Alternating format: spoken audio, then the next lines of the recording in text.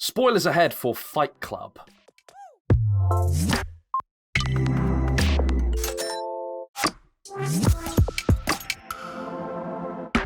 Welcome, everybody, to another episode of Screenwriters Rewatch, a show where we delve into the IMDb top 250, pull out some movie classics and see whether or not they stand up. But more importantly, we have a look to see if they belong in the script department vaults, currently located in the flooded basement of Tyler's broken house. So that's where that is this week. But before we get into that, don't forget to like, share, subscribe, all of that good stuff. It's really, really helpful to us. You can find us on TikTok now. You can buy us a coffee.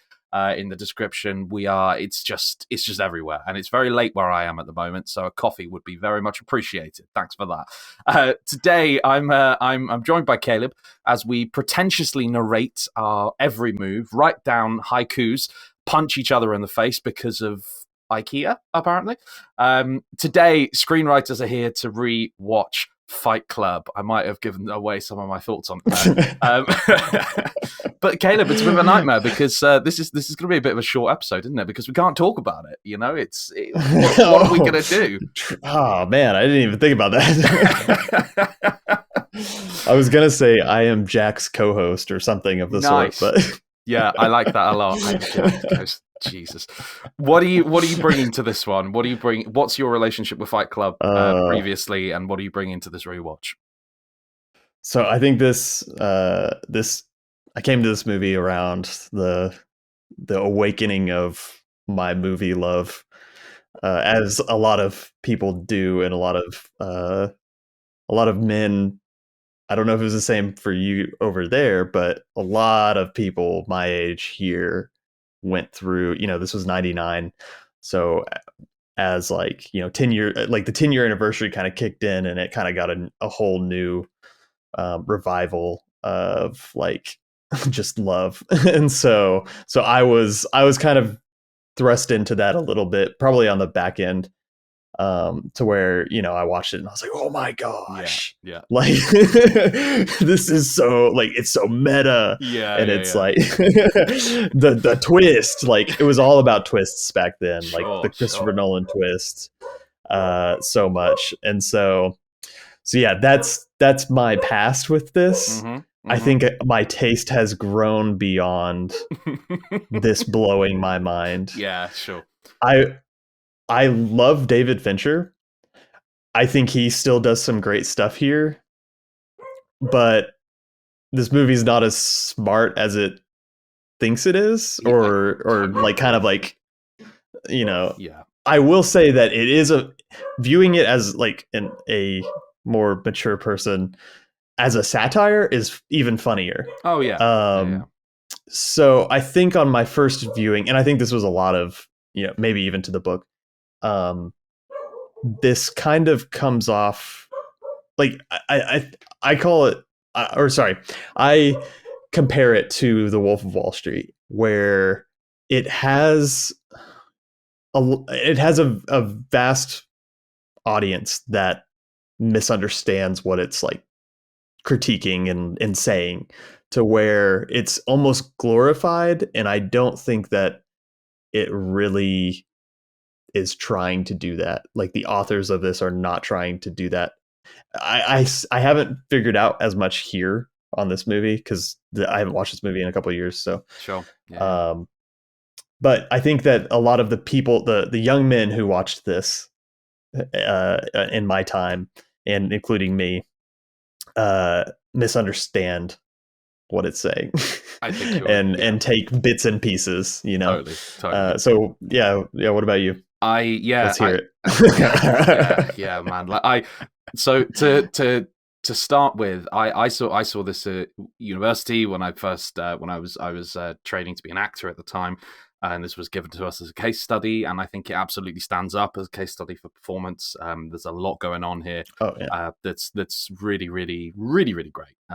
There's some good stuff there. There is good stuff there, and there is good stuff there. But let's not talk about the good stuff this time. No.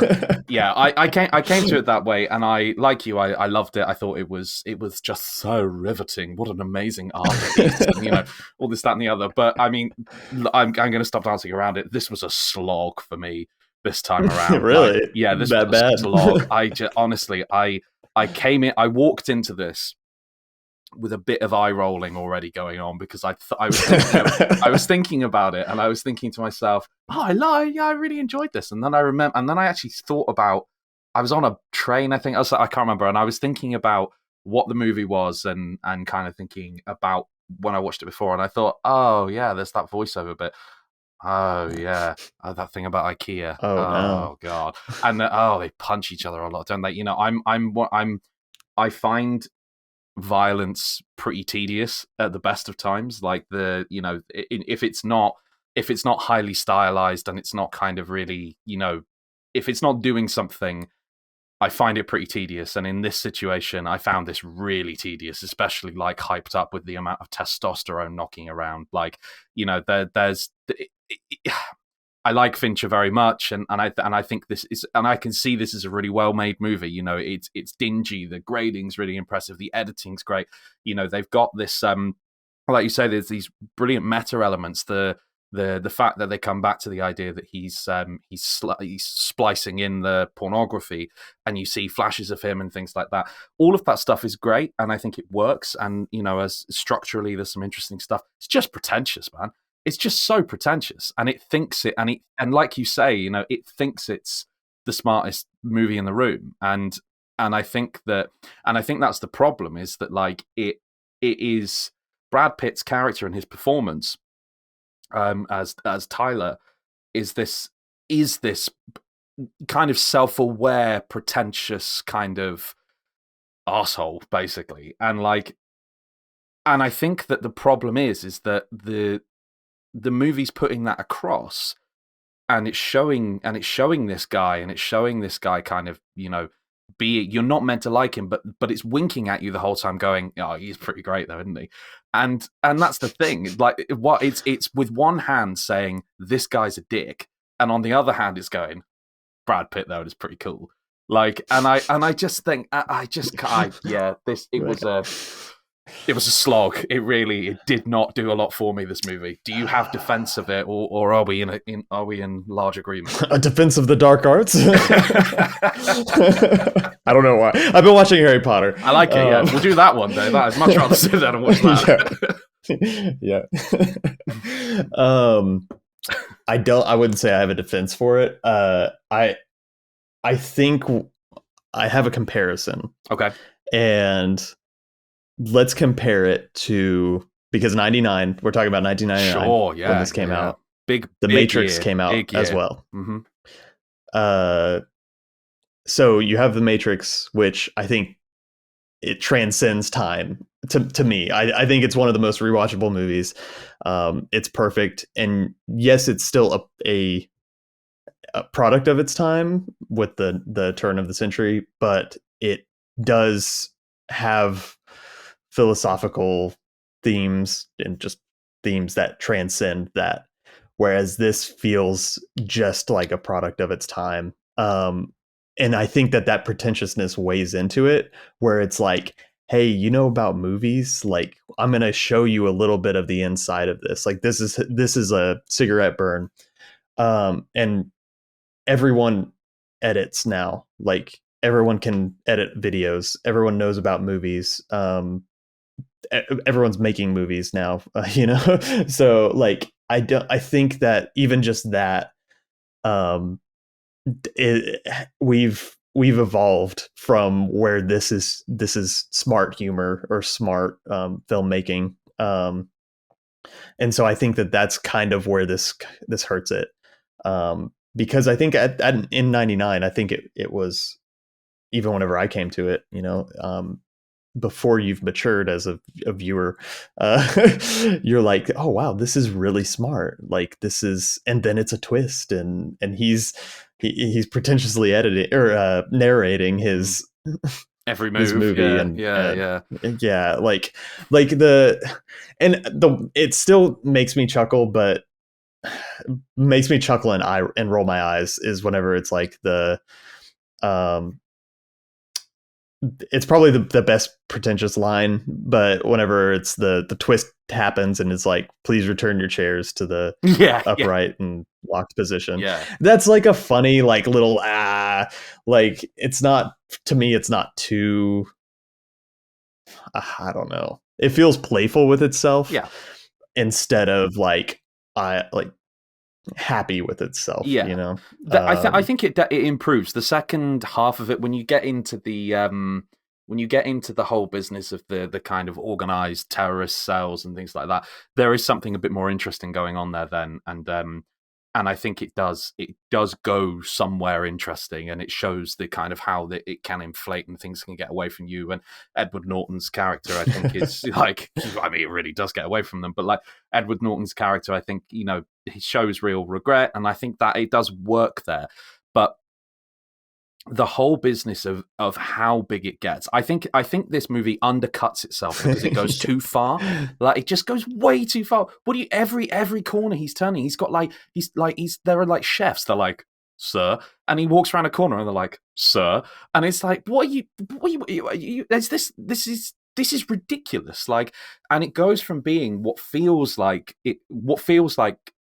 maybe grounded is the wrong word, but it feels um kind of dirty, and there is a vague realism to something about this here, and then it just spirals out of control and just turns into something else. I think that's intentional, but I just don't think it works.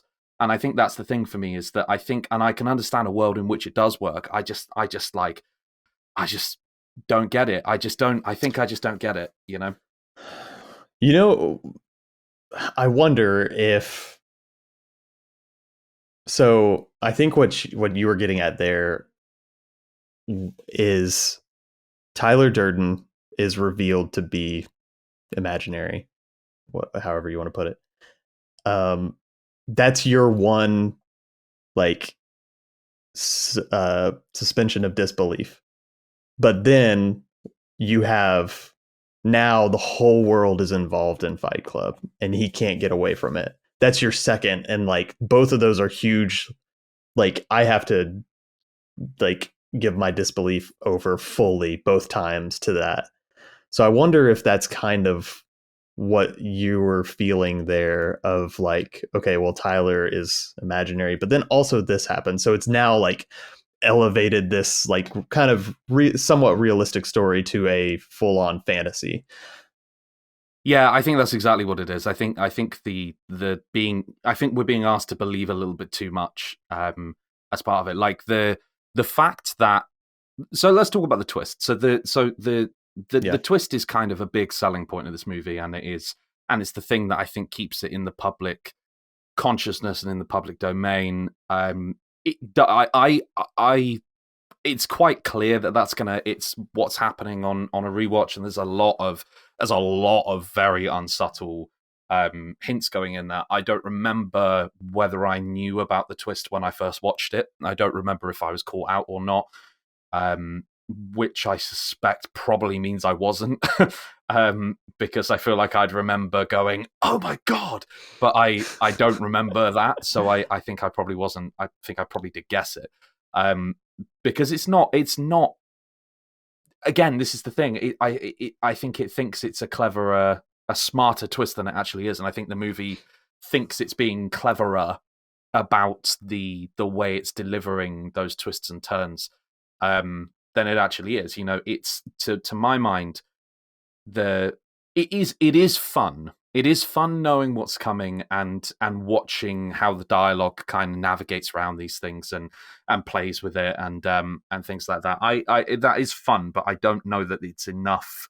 I don't know that this is a particularly rewatchable film. I think maybe the first time you see it, if you don't know what's coming, then maybe it stands up on that alone, and maybe the adrenaline of the film, and the the performances and the production design and things like that, and the direction as well. It's a lot of good stuff. Maybe that Yeah. stands up. I just think, for me, I think it's a case that I find the whole idea, I find the whole premise really childish, and really sort of like, and just te- like the whole idea that oh yeah, we're all stuck in dead end jobs, and I hate this. So we're gonna beat the crap out of each other, and we're gonna feel like real men. It's like Jesus Christ, like grow up. I just for me that's how I feel, and maybe I'm not able to be Yes. objective with this because I find it so abhorrent. I don't know, but I I agree, but I think that's where so now I am a adult who owns these hmm things. yeah, yep, And they bring me sure, joy. yep. I own IKEA furniture, So unfortunately. I get it. I get it. Fortunately, I mean it's Yeah, nice, yeah, whatever. Not everything IKEA. I don't order it out of catalog like he does. yeah. But Sure. And that's a great scene as well. That kind of pan it around with is, the yeah. with the with the little things coming Yeah, up. It's a yeah. great scene. Like it stands up. That Yeah. But I think that's where on this viewing, for me, I was like, ah, it's I it's funny. Like it's a satire on the ideas of like it's both a satire on like the IKEA where we're our like our possession, or you're not your possessions, that idea. Um but then I feel like it's also a satire on the macho, like heightened, like we need to be animals. Um I feel like it's both, and that's where people have read it both ways, or well, sorry, one way or the other. And on this viewing, I felt that kind of balance. Not to say that it's great, and I don't like it, like the pretentiousness of it, but I think that's where this movie introduces a lot of young people, or introduced a lot of young people to these political yeah, sure. ideologies, these like this kind of like awakening of like society has really trained you to think this way and you're wrong, and then you're like, yeah. And Yeah, so it's kind of like listening to punk rock yeah, for the first yeah, time. yeah, yeah, yeah. Which I also don't like that much. So So maybe this is not for me. Maybe that's all it is. Yeah, no, totally. And I think that the message here is again. I think where I struggle. I get the message, and I even agree in in some ways with the message, though less yeah, the yeah, punch in the face stuff. But I agree with the some of it. I think what I struggle with is the fact that it is on occasion the message, the way it's delivered, is almost ham-fisted. Like it is like there are occasions where yeah. and so right, this is a thing, and this is a I am bringing this in, and I'm declaring my problem straight up here. I hate voiceovers. I have always hated voiceovers, and this is such a bad one for doing the things I hate voiceovers for. Like there's this It really oh my is. god! Like there's a sequence, right? It Marla walks onto the scene, and he when he's doing his his support group stuff, and he's delivering this voiceover, and he's kind of like, and he's deriding her. He's like, oh god, this is so annoying. You're a fake, you're a phony, and he's there's that shot of him like looking across her and stuff like that. I was thinking, this is so interesting. Maybe we're going to have like an unreliable narrator situation, which we do kind of have. And he doesn't recognize his own hypocrisy in this. That's a really interesting way of doing this. And then he sits there and goes, "My lie reflected her lie," and I'm like, okay, well, we know, like it's clear. Why do these things exist? Why do you feel the need as writers of the world to tell us how your character's feeling? It was obvious that his lie is reflected by her lie. That's the whole point of her being there in the beginning. It's obvious that he feels in some way hypocritical, and that undermines him as a character, and it makes him feel like bad for what he's doing. It's obvious. It's all there in the performance and in the delivery and in the scene choices. You don't need to tell us. And it's extraordinary. I do not understand it, and I do genuinely believe, as I do with most films with voiceover, that this would be a better film without the voiceover. I maybe that's a unpopular opinion, but I do think it would be better. I think it would be subtler, and I think it would be smarter without the voiceover.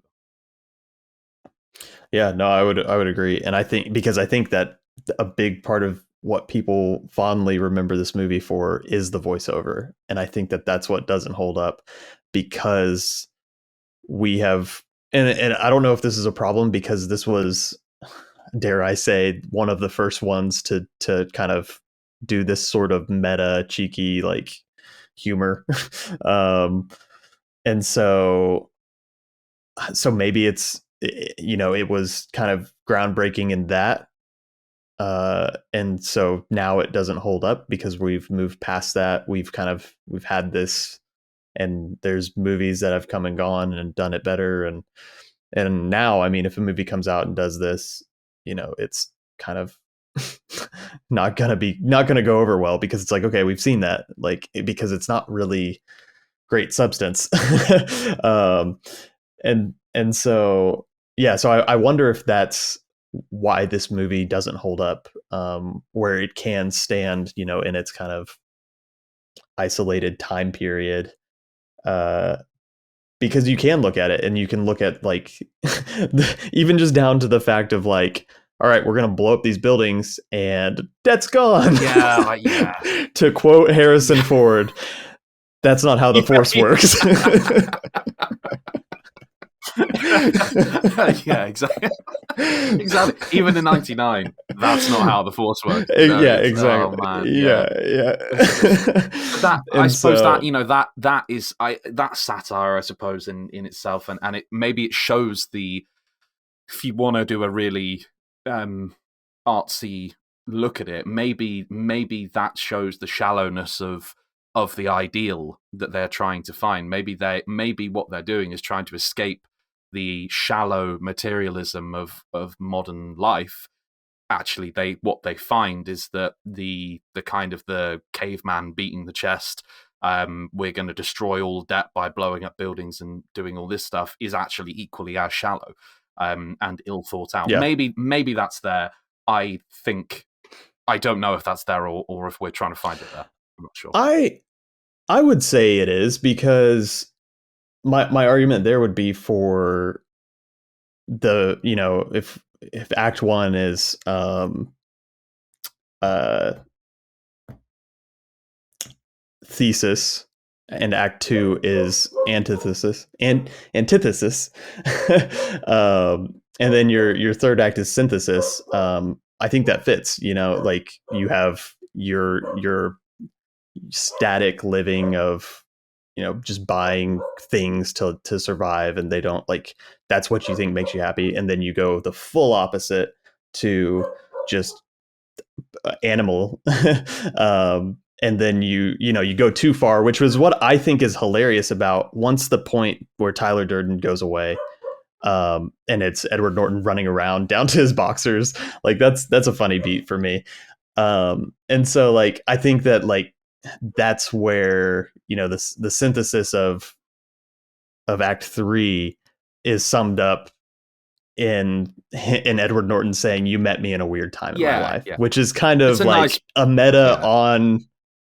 It's a meta on young viewers watching this movie, which is kind of funny yeah, because like you know, whenever people watch this, I could go back and say I watched this movie at a weird time in my yeah. life. Sure, sure. So yeah, but so Yeah, I think you're right. It's a, so maybe it is there, and I think, you know, the I will say the ending. that doesn't mean it has to be done No, good no, or that it is done no, good. no, totally. Like, Yeah. and I think it's not a case that the ends justifies the means here, because I don't think the ending is strong enough to justify what comes before it. But I do think it improves as it goes along. I do think there are better things here. Really quickly, I just want to talk about the kind of the legacy of it, though, and looking at it from and you know, this is what this whole thing's about, really, is looking at it from modern day and kind of going backwards. But in terms of there are two things really that this film explores in 1999 that we now live with as ideas in quite a big way, and one of them is the idea of masculinity. What is masculinity in the modern world? The idea of toxic masculinity, in particular, I think this film has in droves, and but also the idea of mental health and how we approach mental health and things like that.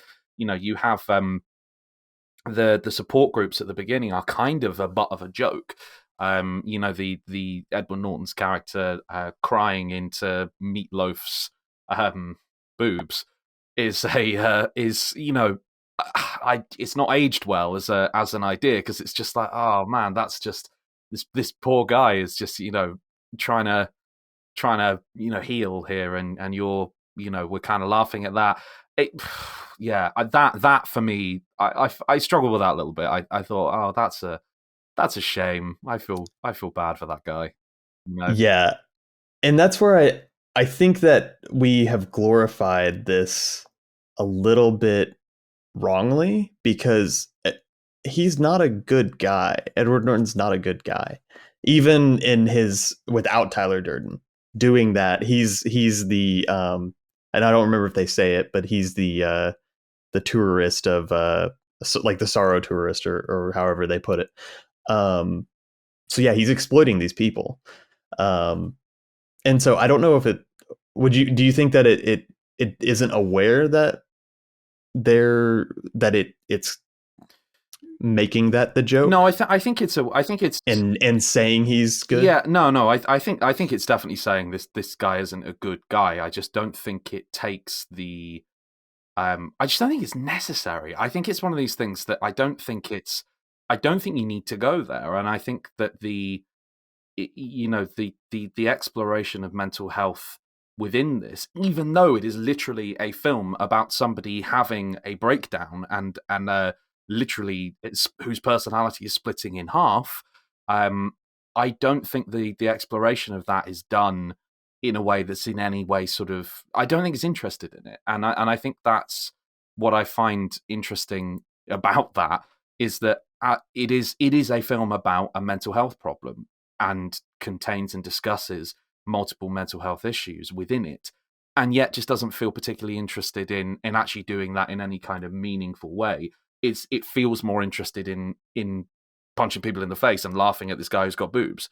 It feels like like it's more interested in that than it is anything else, which is another marker for me of why perhaps this film isn't as smart as I thought it was.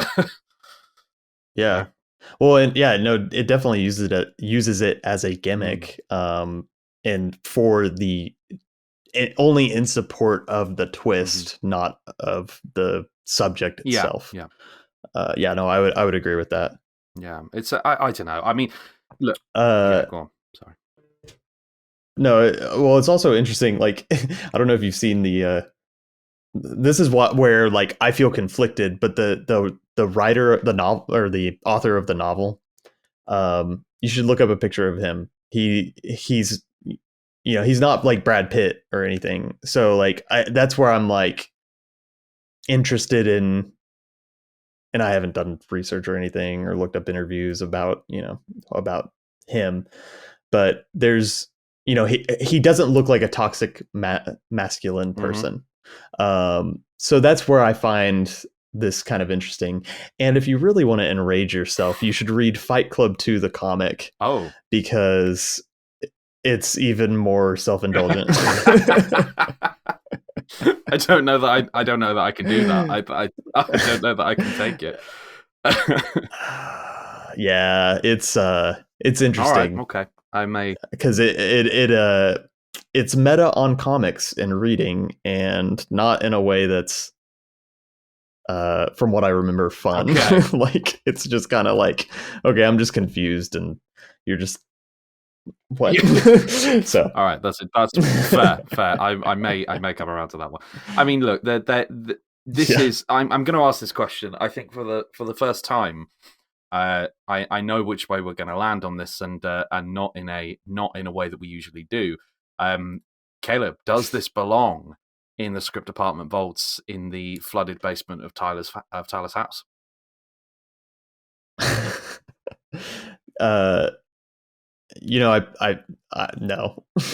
I feel like that's why we picked this movie. Yeah, it's. I mean, look, I figured. Yeah, it's just. It's one of those things where I can recognize that this is a well-made, generally well written, well performed, well directed movie. I just don't care about it. And that's the thing that comes out the other side of this. I just do not care about this film. I don't care about the characters. The characters are hateful in the extreme. They are totally unlikable and totally uninteresting to me as a person. It thinks it is, and most of the time, the reasons that they have for doing a lot of the things they do just don't stack up for me. You don't. Whilst I say it gets more interesting in the third act when things ramp up a gear, the reasons that they have for blowing up these banks and for doing all these things, as you pointed out, A, don't make any sense, and B, they just don't. How did we get from guys working like boring jobs, just wanting to kind of let off some steam in a basement, to an organized paramilitary terrorist cell in every city in the US? It's mental. Like the script is pretty ham-fisted with its message. It can't go in. And like I said at the beginning, this was a tremendous slog for me to get through, and it's a shame, because I think it look, if you're watching or you're listening and you like this film, we'd love to hear why. But but you could, no, I'm kidding. It'd be great to hear. It'd be great to hear the opposite of that, and chuck it in the comments and tell us why we're wrong. We like being wrong, and we like to be told why we're wrong on things like this, because it is interesting. Well, and I think that there's I don't think we've said that this movie is fully bad. Oh, no. And only bad. A lot of good stuff. And I think what's interesting, and I think this is why this is a good movie for us to talk about, is everything that works, like the acting, the directing, editing, sound editing, the thing that doesn't work is the script. Absolutely. And I feel like that's the weakest point. And so I think that's really good for us to talk about, because I think we can now look at this and be like, oh, that we've pinpointed the problem. Yes, I think so. We're the first ones to do so. No one has ever thought of this before. We are the first. Maybe we need to get Brad on it on the Great Hollywood Rewrite. Maybe we need to update Fight Club for the 21st century. A remake of how would a remake of Fight Club look in 2022? That might be an interesting topic for a conversation sometime. All women. Yeah. Oh my God! How did you come up with that? You're a genius, clearly. Thanks, man. This is it's a good chat. It's good therapy. I feel better for having spoken about it. If you guys feel better or don't feel better at home, then, as I say, sound off in the comments. Tell us why we're wrong. Tell us why we're right. It's all good stuff.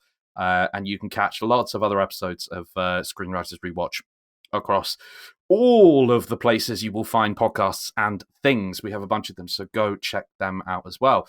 Caleb, until next time, thanks very much. And all of you at home, thank you for listening, and we will see you next time on Script Bump.